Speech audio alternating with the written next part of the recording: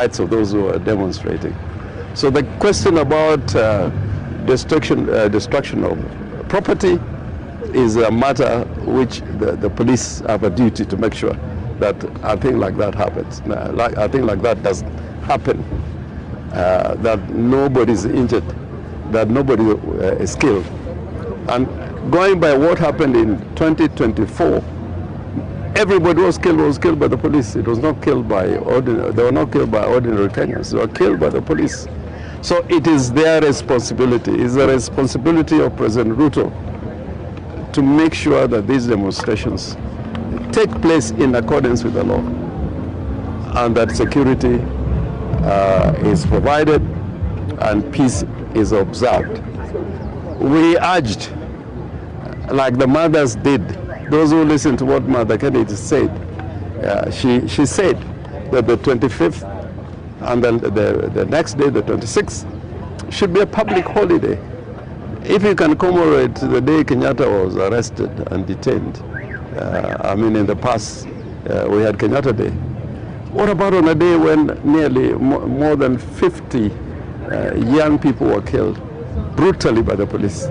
So our call for the public to give respect to the departed, to the injured, and those who lost their property or their property damage, that day becomes a public holiday. There's nothing wrong with that in a democracy. There's nothing wrong with that.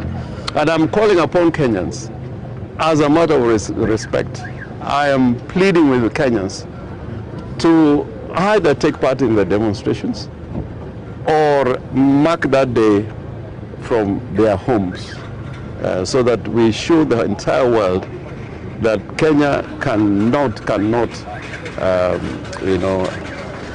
live in a situation where impunity is not punished.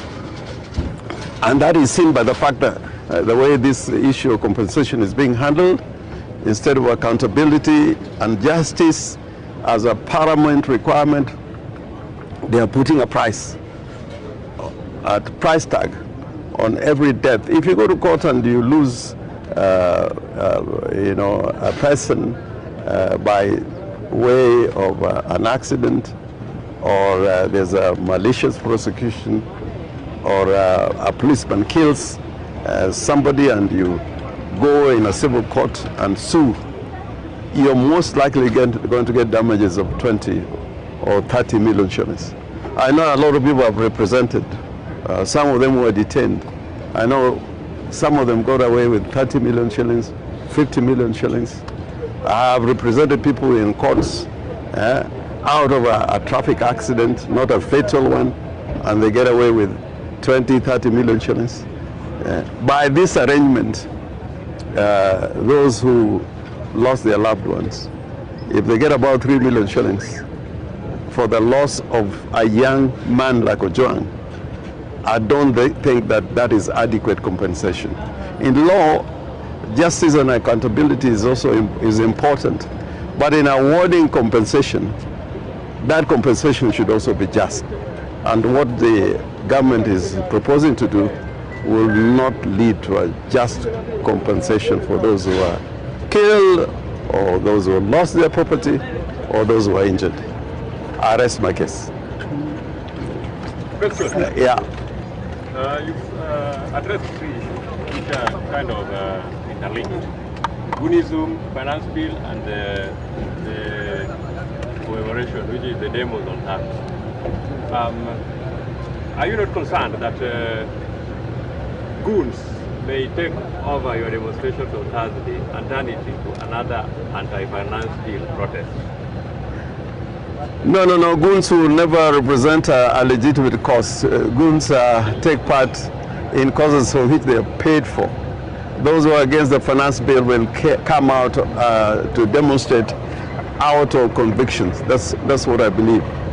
We demonstrated by walking from a point in town in Nairobi some days ago to the IG to show that we could do that peacefully, without goons, without violence.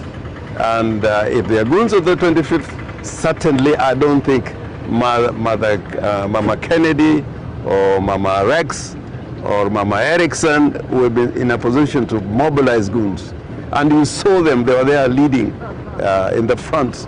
I was holding Mama Erickson's hand as we walked to the IG's office. So if they are goons, those would be state-sponsored goons. And for us, it is the mothers in front, the relatives in front, and we hope the members of the public will join in this cause that is, of great national importance. Governor, just very tight to that, appeal to Kenyans actually to come and participate in these protests. Just on that very brief, can you just also speak a message to Kenyans, even as they come out to participate in these protests, they observe peace? Yes, obviously that is important. I am appealing to Kenyans, and I'm appealing on behalf of the families, the bereaved families, the people who lost their properties, got their relatives injured. I'm appealing on their behalf that demonstration that will take place on the 25th should be peaceful. And you remember, even during the Gen Z's protest, the initial protests, which were massive, they've never been seen before in this country, they were peaceful until they entered the second and third day, when there was intrusion or interference by the members of the police, and goons were hired to participate. And as we speak, even me, I've been a victim of goons. Just the other day when I was going to Homa Bay, my convoy was attacked by goons. We didn't respond in kind. We just drove away back to Kisumu and sent people to go and get the people who were injured on the spot to hospital here in Kisumu. So I would not at the same time entertain any situation in which violence creeps in during the demonstrations. In the old days when we used to do demonstrations, members of the public always waited for us until we arrived, is when they would now start walking. If you look at old clips of demonstrations that were taking place in the early 80s or even late 70s, you'd find that the leaders, were always in front of the demonstrations. And that was because there was a fair kind of atmosphere, although this was a kind of regime of, observing the rights of those who were demonstrating. So I appeal again that please be peaceful and remember the mothers. This is for the mothers who lost their children. As a rejoinder to that, there are some government-allied members of parliament who have accused a section of the political class, of course, people such as yourselves, of trying to hijack the memorial for political mileage. What would be your response to such? We're not hijacked. That's what I was saying at the beginning, that the petitions are not in our hands. The notices are not in our hands. We did not organize them to go to Njogo House.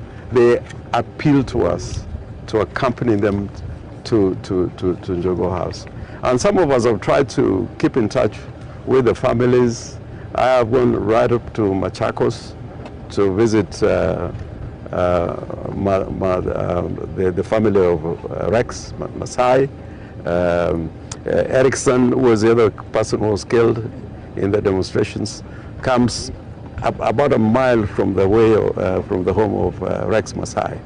I have visited Mama Kennedy. And in Siaya, during the demonstrations, we lost a lot of people based in Nairobi, here in Kisumu, in Busia, in Nakuru, and we had to go to their homes during the burials, and we are in touch with some of those families. Okay, Governor, finally, some members of parliament from this region, I think the Homa Bay member of town of parliament, I've seen some video going around, pleading or urging the police to deal decisively with the planners of the demos. I don't know whether... the message there by that MP was, beat them, shoot them, kill them. That was the message. And I was hoping to hear from that PS, a counter message saying that we are not going to beat people who are going to carry out demonstrations peacefully. But instead there was total silence.